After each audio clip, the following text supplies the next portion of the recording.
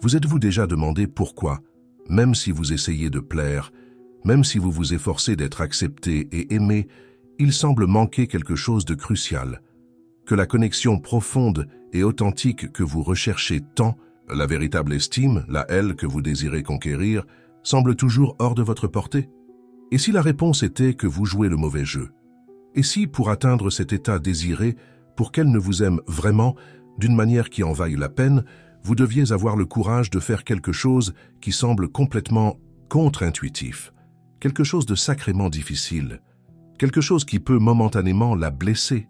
Ce n'est pas une licence pour être un salaud, loin de là. Ne vous méprenez pas. Cela n'a rien à voir avec la manipulation ou la cruauté. C'est l'application d'une stratégie puissante, ancestrale, basée sur la sagesse qui vient de loin, des stoïciens, mais qui prend tout son sens dans le monde d'aujourd'hui. Le courage d'affronter la vérité, d'établir des limites claires et fermes, de prioriser votre propre intégrité et votre propre respect, même si cela génère de l'inconfort, de la friction ou de la désapprobation extérieure, même si cela provoque une onde de choc initial que vous craignez, même si votre instinct le plus profond vous crie de reculer, pour retourner à la sécurité du fait de plaire, à la zone de confort de l'acceptation superficielle. Préparez-vous à défier tout ce que vous avez appris sur le fait de plaire, sur le fait d'être le type sympa que tout le monde aime, et à découvrir le pouvoir transformateur de l'authentique radical, le pouvoir d'être vous, sans filtre, sans masque, sans peur. Le pouvoir qui, paradoxalement, est ce qui attire et retient réellement une connexion authentique et profonde. Plongeons tête baissée dans le premier point, le point de départ de ce voyage transformateur. Le point qui fait mal, mais qu'il est essentiel de reconnaître. Le défi initial, l'illusion de plaire. Le concept est simple et brutalement honnête. La quête incessante de l'approbation extérieure, la peur viscérale de déplaire à quelqu'un, n'importe qui, vous paralyse, vous fige sur place, vous transforme en un caméléon social, changeant de couleur pour se fondre dans n'importe quel environnement, n'importe quelle attente. Vous vous moulez, vous vous contorsionnez, vous vous adaptez de manière que vous ne reconnaissez même plus. Vous dites oui quand votre âme crie non, vous êtes d'accord avec des opinions que vous détestez. Vous évitez les vérités difficiles, celles qui doivent être dites, même si elles font mal, tout dans l'espoir, le vain espoir, de garantir l'acceptation, le sourire en retour, la tape dans le dos, le « quel type sympa il est ». Mais qu'est-ce que vous finissez par construire sur cette base? Une base fragile, une base instable, une base qui s'effondre au moindre tremblement. Vous construisez une façade, un personnage, et espérez que les gens aimeront ce personnage, parce que vous avez peur qu'elle rejette qui vous êtes vraiment. Et devinez quoi? Elles n'aiment pas vous. Elles aiment la performance. Et cela ne tient pas la route sur le long terme. Le défi ici est de reconnaître ce piège, voir la cage que vous avez vous-même construite avec les barreaux de « et s'il n'aime pas ?» et « si elle me quitte ?» et « si je suis rejeté ?» C'est comprendre au fond de votre âme que la véritable estime, le respect authentique, l'admiration sincère et oui, l'amour profond que vous recherchez se construit sur le roc solide de l'honnêteté, de l'intégrité et du respect de soi. Ne se construit pas sur les sables mouvants du fait de plaire constamment, de la concession sans limite, de l'abdication de votre propre identité au nom d'une paix superficielle et illusoire. Imaginez la situation suivante et soyez brutalement honnête avec vous-même en y pensant. Dans un programme d'apprentissage, peut-être au travail, peut-être dans un groupe social, vous recevez une tâche. Cette tâche exige que vous exprimiez une opinion impopulaire. Une opinion qui va à contre-courant, contre le consensus général, contre ce que la majorité pense ou veut entendre. Ou peut-être, la tâche exige que vous refusiez une collaboration, une demande, qui, bien qu'elle semble inoffensive à première vue, compromet vos principes, vos valeurs, votre temps d'une manière que vous savez ne pas être juste pour vous. Quelle est votre première réaction interne? Pensez vite. Sentez. N'est-ce pas de chercher la manière la plus douce, celle qui cause le moins de friction, celle qui évite le confrontation, le désaccord, le regard de désapprobation? Peut-être même distordre un peu la vérité, arrondir les angles, inventer une excuse bidon, minimiser votre propre position juste pour éviter l'inconfort immédiat, pour ne pas sentir le poids du silence qui suit une vérité dite sans embâge, pour ne pas voir la déception sur le visage de quelqu'un, pour ne pas risquer le rejet? Comment réagiriez-vous en réalisant, après avoir cédé, après avoir donné la bonne réponse au lieu de votre réponse réelle, que cette attitude, bien qu'elle vous ait épargné un conflit momentané, un frisson dans le dos, en réalité vous a éloigné de la clarté, vous a éloigné du respect des autres, et plus important, vous a éloigné du respect de vous-même? C'est le point de départ, le moment de l'épiphanie douloureuse. Vous réalisez que l'inconfort initial d'être authentique, de dire votre vérité, d'établir une limite, n'est pas quelque chose à éviter à tout prix. Non, c'est en réalité un signe que vous êtes sur la bonne voie, un signe que vous vous dirigez vers votre propre intégrité, un signe que vous construisez quelque chose de réel. L'inconfort de la vérité est infiniment plus productif que le confort du mensonge, de l'omission, du fait de plaire vide. Il est le prix de votre liberté. Il est le fondement de votre respect de vous-même. Pourquoi est-ce si difficile? Pourquoi cette peur de déplaire est-elle si profonde, si enracinée? On a appris cela tôt. On a appris qu'être le bon garçon apporte des récompenses, apporte des compliments, apporte l'acceptation dans le groupe, apporte la paix à la maison. On associe plaire avec être aimé, avec être en sécurité. Et déplaire? Ah, déplaire est synonyme de punition, d'abandon, de solitude, d'être l'exclu. Cette programmation tourne dans notre subconscient en boucle infinie. C'est un mécanisme de survie sociale primitif. Mais ce qui était utile dans l'enfance, quand on dépendait totalement de l'approbation de nos parents, devient une prison à l'âge adulte.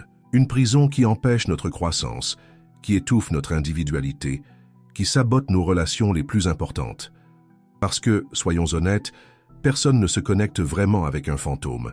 Personne ne tombe profondément amoureux de quelqu'un qui n'a pas de colonne vertébrale, qui n'a pas d'opinion propre, qui change de forme pour s'adapter.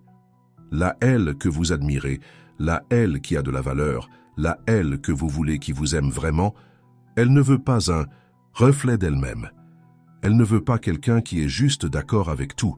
Elle veut quelqu'un qui est son propre centre, quelqu'un qui la défie, avec respect bien sûr, qui ait ses propres passions, ses propres limites, quelqu'un qui soit réel. L'illusion de plaire vous maintient petit, vous maintient caché, vous maintient dans un état constant d'anxiété, essayant de prévoir ce que les autres veulent, ce qu'ils attendent, pour que vous puissiez offrir la performance parfaite. C'est épuisant. Cela draine votre énergie vitale. Et au final, c'est un jeu que vous ne gagnez jamais vraiment. Parce que même quand vous obtenez l'approbation, elle vient avec le goût amer de l'inauthenticité. Vous savez que ce n'est pas vous qui êtes applaudi, c'est le masque. Et la solitude derrière le masque est la pire solitude qui existe. Vous pouvez être entouré de personnes qui vous aiment bien, mais si elles ne connaissent pas le vrai vous, vous êtes toujours seul. Et cette solitude est le prix du fait de plaire constamment. C'est le prix que vous payez pour ne pas avoir le courage d'être qui vous êtes, avec toutes vos nuances, avec toutes vos vérités, même les inconfortables. C'est la première, et peut-être la plus difficile leçon, celle de regarder en vous et d'admettre à quel point vous vous êtes trahi au nom de l'acceptation extérieure. À quel point vous avez fait taire votre propre voix. À quel point vous vous êtes rapetissé. À quel point vous avez évité la confrontation nécessaire, la conversation difficile, la limite ferme. À quel point vous vous êtes saboté en essayant d'être tout pour tout le monde et au final finissant par n'être rien pour vous-même. Et si vous vous reconnaissez là-dedans, si cette description résonne avec votre expérience, si vous sentez sur votre peau le poids de ce piège, alors vous avez déjà fait le premier pas crucial. La reconnaissance est le début du changement. C'est le moment où vous arrêtez de courir en pilote automatique et décidez de prendre les rênes. Décidez que ça suffit. Assez de vivre des miettes d'approbation. Assez de mouler votre identité pour rentrer dans les moules étroits des attentes d'autrui. Assez d'avoir peur d'être vous. Maintenant, la question qui vient ensuite et qui nous mène au point suivant de ce voyage, si plaire ne fonctionne pas, si être le type sympa qui ne déplaît à personne vous maintient en prison, quel est le chemin vers la connexion authentique? Quel est le chemin vers le respect? Quel est le chemin pour qu'elle ne vous aime d'une manière qui soit solide et vraie? La réponse est dans le courage d'être vous, radicalement, le courage d'affronter l'inconfort, le courage de, oui, risquer de déplaire, C'est le deuxième point, le tournant décisif. Le courage d'affronter la vérité et d'établir des limites. L'illusion de plaire vous amène à croire que l'harmonie superficielle est l'objectif suprême, qu'éviter tout type de friction est la clé des relations heureuses et de l'acceptation sociale. Mais la vérité est que l'harmonie authentique, celle qui dure, celle qui renforce les liens, ne naît pas de l'absence de conflit, mais de la capacité de naviguer à travers lui avec intégrité et respect. Naît de la capacité d'être honnête, même quand l'honnêteté est gênante. Naît de la capacité de dire non, même quand dire oui serait plus facile sur le moment. Naît de la capacité d'établir des limites claires, même si cela génère de la frustration ou de la déception chez l'autre. Ce courage est ce que j'appelle l'authenticité radicale. C'est la décision d'aligner vos actions, vos paroles, vos choix avec vos valeurs les plus profondes, avec qui vous êtes vraiment, même si cela va à l'encontre de ce que les autres attendent, même si cela ébranle le statu quo, même si cela génère une onde de disconfort. Et c'est ici qu'intervient le paradoxe que j'ai mentionné au début. Le courage d'être authentique, d'établir des limites, de dire votre vérité, peut, oui, blesser l'autre personne. Mais cette douleur n'est pas l'objectif. Ce n'est pas un acte de cruauté intentionnelle. C'est une conséquence inévitable de votre propre intégrité. Pensez-y. Quand vous passez votre vie à dire oui, quand vous voulez dire non, vous construisez une attente chez l'autre. Vous lui enseignez que vous êtes toujours disponible, toujours prêt à céder, toujours prêt à placer ses besoins au-dessus des vôtres, même si cela vous nuit. Vous définissez un modèle de comportement qui n'est pas durable et qui ne reflète pas votre réalité. Quand vous trouvez enfin le courage de dire non, d'établir une limite, d'exprimer un besoin qui entre en conflit avec le modèle que vous avez établi et auquel il s'est habitué, cela peut générer de la surprise, de la frustration, et oui, peut être ressenti comme une blessure ou une déception. La personne peut se sentir rejetée, confuse, peut-être même en colère. Elle peut penser « mais il a toujours fait ça avant, pourquoi pas maintenant ?» Cette réaction est douloureuse pour elle et par extension douloureuse pour vous avoir, parce que vous ne voulez pas causer de douleur à quelqu'un qui vous importe. Mais cette douleur est souvent le prix de votre propre libération. C'est le prix que l'autre paie pour que vous vous présentiez enfin comme qui vous êtes vraiment, avec vos limites et vos besoins. La sagesse stoïque nous enseigne à nous concentrer sur ce qui est sous notre contrôle. Nos actions, nos intentions, nos vertus. Nous ne pouvons pas contrôler les réactions des autres. Nous ne pouvons pas garantir qu'ils ne se sentiront jamais blessés ou déçus par nos choix. Essayer de faire cela est une quête inutile et épuisante. Ce que nous pouvons contrôler, c'est notre intégrité.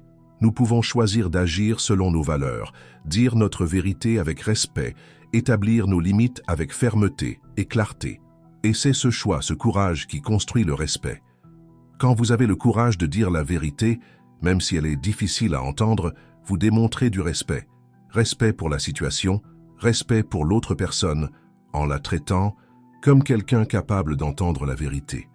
Et crucialement, respect pour vous-même. Quand vous établissez une limite saine, que ce soit au travail, dans la famille, dans une amitié ou dans la relation avec elle, vous communiquez votre valeur. Vous dites « j'ai des besoins, j'ai des limites, je mérite d'être traité ». Avec respect. Mon temps, mon énergie, mes principes sont importants. Cette communication, même si elle est indirecte, même si elle est seulement implicite dans votre attitude ferme, est puissante. C'est un signe de force, c'est un signe d'auto-valorisation. Et c'est cette force, cette auto-valorisation, cette intégrité qui sont attirantes. Pensez aux personnes que vous admirez le plus. Sont-elles celles qui changent d'opinion à chaque vent qui souffle, qui disent oui à tout et à tout le monde, qui n'ont pas de position ferme sur rien? Ou sont-elles celles qui ont des convictions, qui défendent leurs valeurs, même si vous n'êtes pas d'accord avec elles, qui savent dire non, qui se respectent, et de ce fait inspirent le respect? La réponse est évidente. L'attraction profonde, l'estime durable naît du respect, et le respect naît de l'intégrité et du courage d'être qui vous êtes. La peur de la blesser vous maintient en otage, vous empêche d'être l'homme que vous devez être pour construire une relation réelle avec elle. Si vous avez peur d'exprimer un besoin, de dire non à une demande irrationnelle, d'avoir une conversation difficile sur quelque chose qui vous dérange, parce que vous avez peur qu'elle se sente mal, vous placez la responsabilité de son bien-être émotionnel sur vos épaules d'une manière qui n'est pas saine Vous devenez le gardien de ces émotions, aux dépens de votre propre authenticité et bien-être. Ce n'est pas de l'amour, c'est de la codépendance, c'est de la peur. Le courage d'être authentique, d'établir des limites, de dire votre vérité, même si cela génère un inconfort momentané, est ce qui permet à la relation d'évoluer vers quelque chose de réel. C'est ce qui lui permet de voir votre vrai moi, avec vos forces et vos vulnérabilités. C'est ce qui lui permet de vous respecter pour votre honnêteté et votre fermeté. Et c'est ce respect qui ouvre la porte à un amour qui n'est pas basé sur une illusion, mais sur une connexion authentique entre deux personnes entières, chacune avec ses propres limites et sa propre intégrité. Alors, le défi ici est de commencer à pratiquer ce courage. Identifiez les situations où vous avez l'habitude de céder par peur de déplaire, les situations où vous faites taire votre voix, les situations où vous dites oui quand vous voulez dire non, et commencez à faire différemment. Petit pas, pas besoin que ce soit une révolution du jour au lendemain, mais cela doit être un mouvement conscient dans la direction de votre authenticité. Cela doit être la décision d'arrêter de construire votre vie et vos relations sur les sables mouvants du fait de plaire et commencer à les construire sur le roc solide de votre propre vérité. Et à chaque petit acte de courage, à chaque non dit avec respect, à chaque limite établie avec clarté, vous renforcez votre muscle de l'authenticité. Vous vous renforcez vous-même en disant que votre voix compte, que vos besoins comptent, que votre intégrité est non négociable. Et cette force interne, cette confiance qui naît de la congruence entre qui vous êtes à l'intérieur et comment vous agissez à l'extérieur, est ressentie par les autres, est ressentie par elles. Et c'est ce qui génère l'attraction et le respect que vous recherchez tant. Si vous ressentez la force de ce message, si quelque chose en vous reconnaît cette vérité et ressent un appel à ce changement, maintenant est le moment de le signaler. Laissez votre j'aime ici en bas. Montrez que vous êtes avec moi dans ce voyage, que vous êtes prêt à affronter ce défi, pour sortir de la prison du fait de plaire et chercher la liberté de l'authenticité. Votre j'aime est un engagement envers vous-même. C'est un petit, mais puissant acte de reconnaissance que le chemin du fait de plaire ne vous mène pas là où vous voulez aller, que la véritable force, le véritable magnétisme viennent d'un autre endroit, viennent de l'intérieur. Continuons, car reconnaître, le piège et comprendre l'importance du courage ne sont que les premiers pas. Le troisième point de notre conversation concerne la mise en pratique de cela. Il s'agit de l'application réelle de ce courage dans votre quotidien. Comment commencez-vous à passer de la théorie à l'action? Comment commencez-vous à être l'homme qui établit des limites, qui dit sa vérité, qui priorise son intégrité, sans devenir un ogre insensible? C'est le grand défi. C'est le moment de vérité. Mettre l'authenticité radicale en pratique exige de la pratique. C'est comme apprendre une nouvelle langue ou un nouveau sport. Au début, c'est maladroit. Vous commettez des erreurs, vous trébuchez sur les mots, vous avez peur d'essayer. Mais avec constance, avec répétition, avec la décision de vous relever chaque fois que vous tombez, vous construisez la compétence, vous construisez la confiance. Le premier pas pratique est l'autoconscience. Vous devez commencer à faire attention. Où cédez-vous? Où dites-vous oui par peur? Où faites-vous taire votre opinion? Commencez petit. Peut-être refuser une invitation sociale à laquelle vous ne voulez vraiment pas aller, au lieu d'inventer une excuse. Peut-être exprimer une préférence authentique sur où manger au lieu de dire n'importe quoi c'est bon, quand en réalité vous avez une forte préférence. Peut-être dire à votre ami que vous ne pouvez pas prêter d'argent cette fois, même s'il est contrarié. Peut-être dire à votre famille que vous n'allez pas participer à cette réunion de famille ennuyeuse du dimanche, parce que vous avez besoin de temps pour vous-même. Ces petits actes d'authenticité sont comme des pompes pour votre muscle, du courage. Chaque fois que vous les pratiquez, il devient un peu plus fort. Et chaque fois que vous agissez de manière congruente avec qui vous êtes, vous renforcez votre propre identité. Vous envoyez un message à votre cerveau, à votre système nerveux, à votre âme. Je suis important, mes besoins comptent, ma voix compte. Et cette force interne, cette confiance qui naît de la congruence entre qui vous êtes à l'intérieur et comment vous agissez à l'extérieur, est ressentie par les autres, est ressentie par elles. Et c'est ce qui génère l'attraction et le respect que vous recherchez tant. Avec elle, cela peut être encore plus difficile car le désir de plaire et d'être accepté est, généralement plus intense quand il y a de l'attraction. Il se peut que vous deviez exprimer une limite concernant votre temps, concernant votre espace personnel, concernant la manière dont vous voulez être traité. Il se peut que vous ayez besoin d'avoir une conversation sur quelque chose qu'elle a fait et qui vous a dérangé, au lieu de ravaler des couleuvres pour maintenir la paix. Il se peut que vous deviez dire non à quelque chose qu'elle veut, parce que ce n'est tout simplement pas aligné avec vous. Et oui, comme je l'ai dit, cela peut générer de l'inconfort chez elle. Elle peut être surprise, peut être confuse, peut être frustrée, peut même être en colère. C'est ici que votre courage est réellement testé. C'est ici que la peur de la blesser et de perdre la connexion se manifeste avec le plus de force.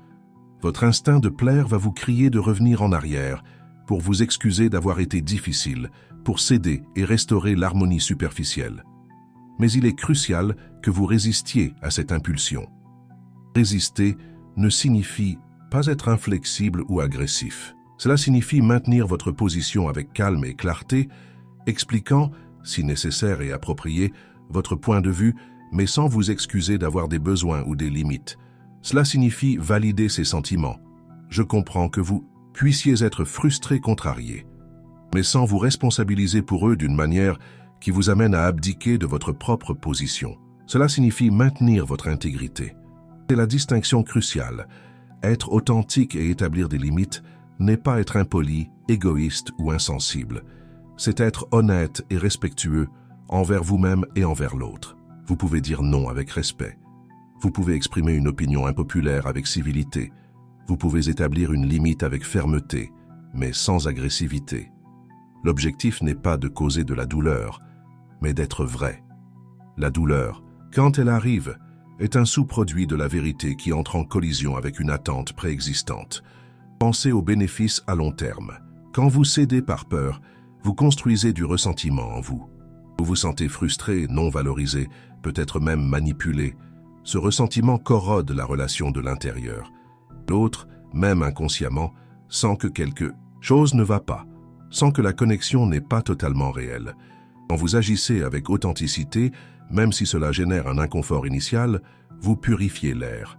Vous établissez une base d'honnêteté. Vous vous sentez plus fort, plus congruent.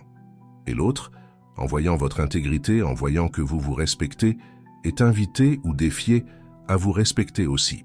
Les relations qui survivent à cette transition, à ce passage de la superficialité à l'authenticité, sont infiniment plus fortes, plus profondes et plus gratifiantes. Ce sont des relations basées sur le respect mutuel et non sur la peur de déplaire.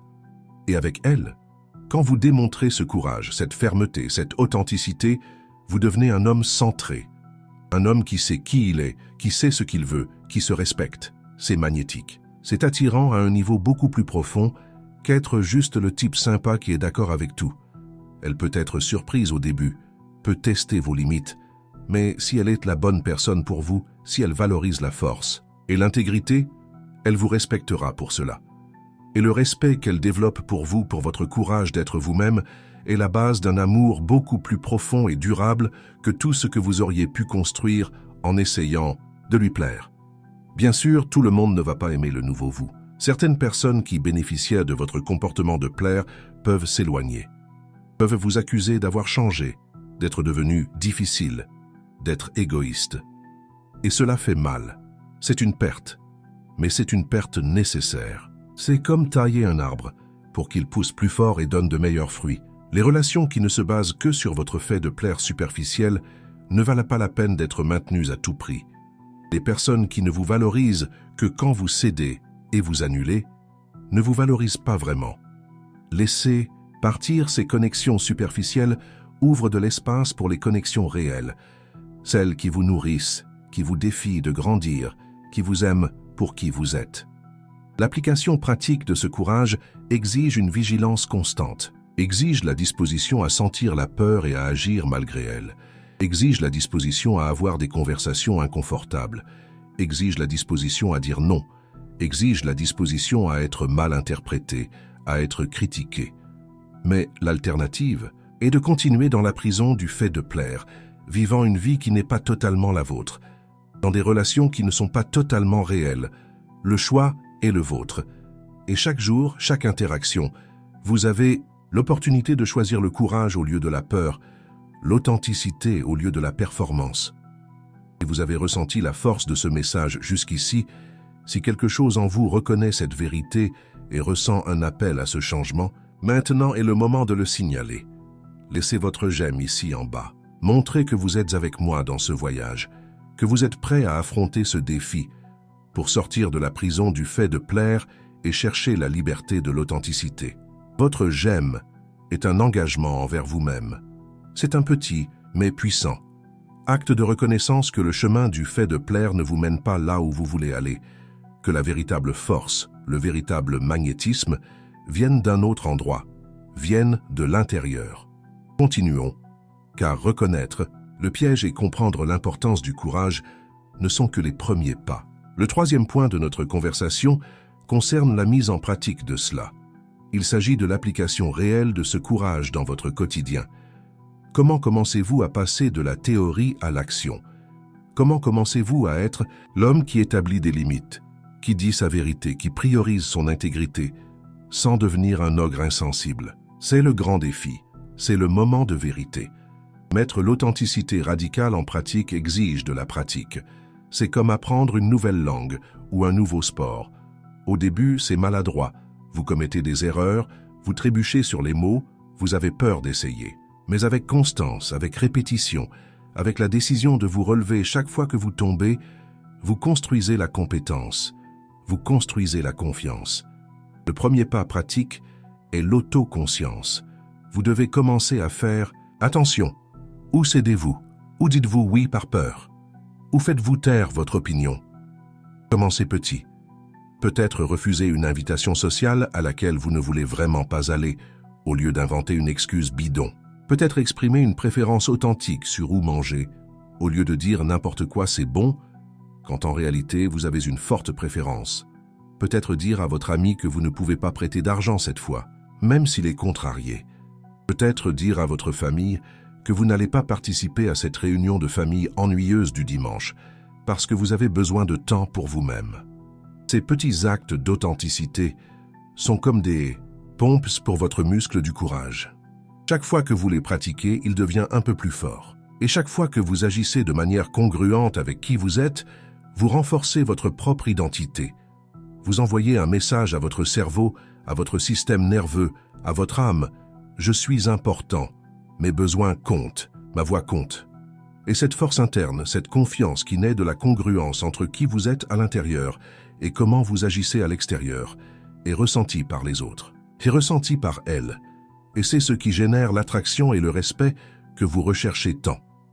Avec elles, cela peut être encore plus difficile, car le désir de plaire et d'être accepté est généralement plus intense quand il y a de l'attraction. Il se peut que vous deviez exprimer une limite concernant votre temps, concernant votre espace personnel, concernant la manière dont vous voulez être traité.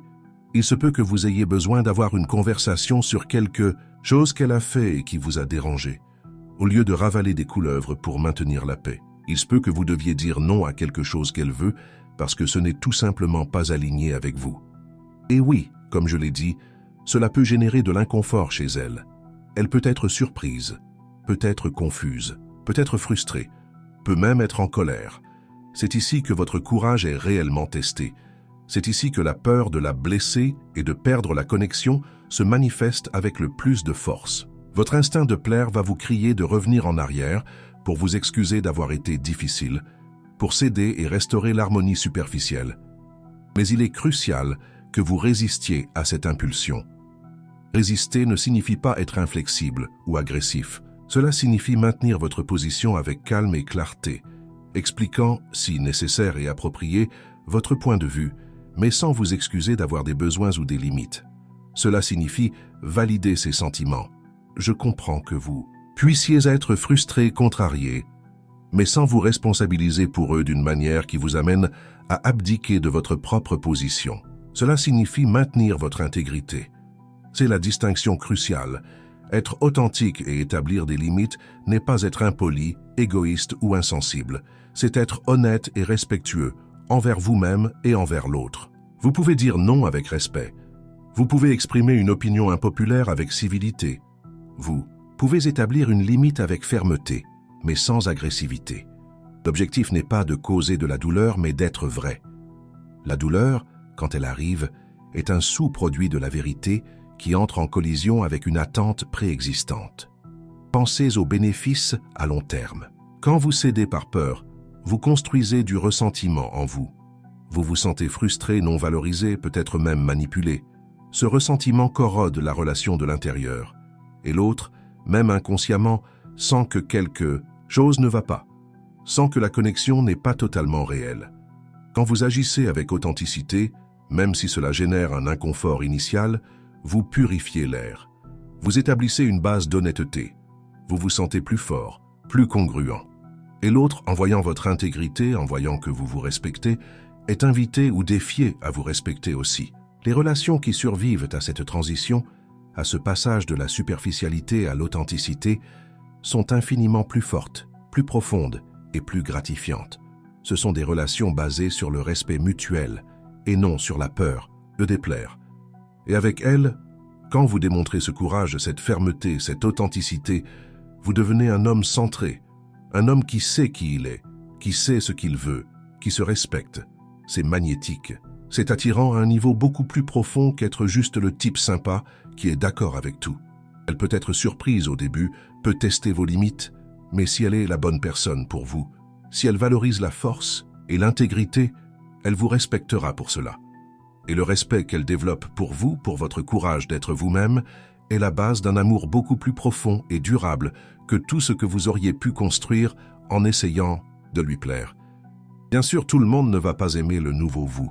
Certaines personnes qui bénéficièrent de votre comportement de plaire peuvent s'éloigner, peuvent vous accuser d'avoir changé, d'être devenu difficile, d'être égoïste, et cela fait mal. C'est une perte, mais c'est une perte nécessaire. C'est comme tailler un arbre pour qu'il pousse plus fort et donne de meilleurs fruits. Les relations qui ne se basent que sur votre fait de plaire superficiel ne valent pas la peine d'être maintenues à tout prix. Les personnes qui ne vous valorisent que quand vous cédez et vous annulez ne vous valorisent pas vraiment. Laissez partir ces connexions superficielles, ouvre de l'espace pour les connexions réelles, celles qui vous nourrissent, qui vous défient de grandir, qui vous aiment pour qui vous êtes. L'application pratique de ce courage exige une vigilance constante, exige la disposition à sentir la peur et à agir malgré elle, exige la disposition à avoir des conversations inconfortables, exige la disposition à dire non, exige la disposition à être mal interprété, à être critiqué. Mais l'alternative est de continuer dans la prison du fait de plaire, vivant une vie qui n'est pas totalement la vôtre, dans des relations qui ne sont pas totalement réelles. Le choix est le vôtre à chaque jour. Commencez maintenant. Soyez réel. Le reste viendra. Cette transformation est votre plus grande conquête. C'est votre déclaration d'indépendance face à la peur du rejet. C'est votre affirmation que vous êtes le protagoniste de votre propre vie, que vous définissez votre valeur, que vous choisissez qui vous voulez être. Et ce choix, ce courage, est ce qui, au final, vous rend véritablement attirant et digne de l'amour que vous recherchez. Quel a été le moment le plus difficile où vous avez dû être authentique, même en sachant que cela pourrait déplaire à quelqu'un? Quelle a été la vérité que vous avez dû dire ou la limite que vous avez dû établir qui vous a donné le plus peur? Partagez cette expérience ici dans les commentaires. Votre histoire peut en inspirer d'autres. Nous sommes ensemble dans ce voyage. Partager les défis nous renforce tous. Laissez votre commentaire et construisons cette communauté d'authenticité. Nous arrivons à la fin de notre conversation, mais la fin de la vidéo n'est que le début de votre voyage.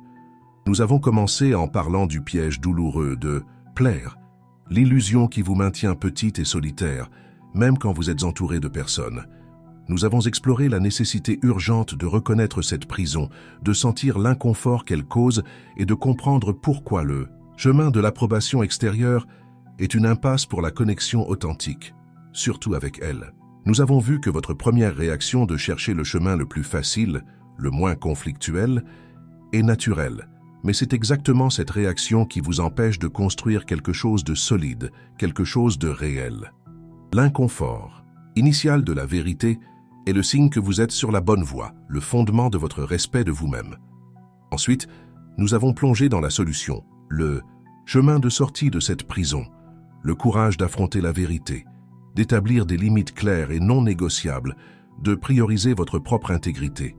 Nous avons compris que ce courage, cette authenticité radicale, peut bien générer de l'inconfort, peut être ressenti comme une blessure par l'autre, mais que cette douleur n'est pas l'objectif, mais plutôt une conséquence inévitable de vous présenter enfin comme qui vous êtes vraiment.